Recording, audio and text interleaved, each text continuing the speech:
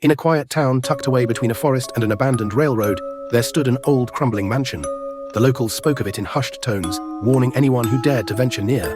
Rumor had it that the house had once belonged to a wealthy family, the Marrows, who vanished mysteriously a century ago. But there was one room no one ever spoke of, the forgotten room in the basement.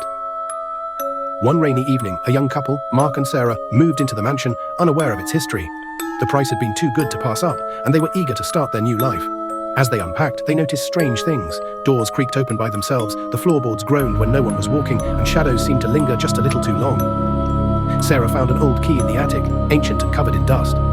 Intrigued, she showed it to Mark, and they began searching for the lock it belonged to. Days passed, but nothing seemed to match the key, until one night, while Mark was fixing a light in the basement, he stumbled across a small iron door hidden behind a stack of bricks. It was barely noticeable, blending into the stone wall.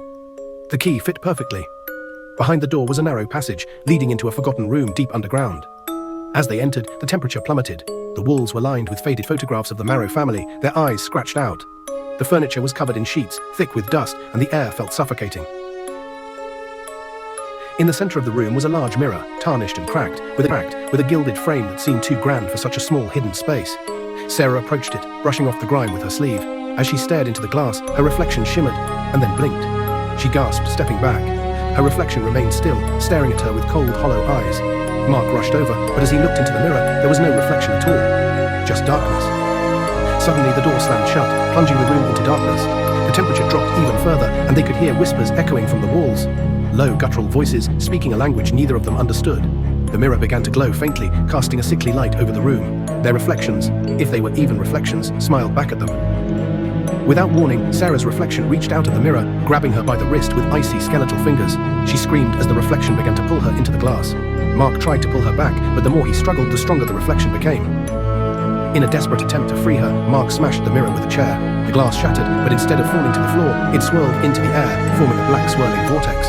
The voices grew louder, almost deafening, as the vortex began to suck everything into it. Mark grabbed Sarah and tried to run, but the pull was too strong. The room began to collapse around them, the walls crumbling as the darkness consumed everything. In a final desperate act, Mark threw himself in front of Sarah, shielding her from the vortex's pull. The last thing Sarah saw before everything went black was the twisted, smiling face of her reflection, whispering a single word: "Stay." When the townspeople found the mansion weeks later, it was empty, no sign of Mark or Sarah.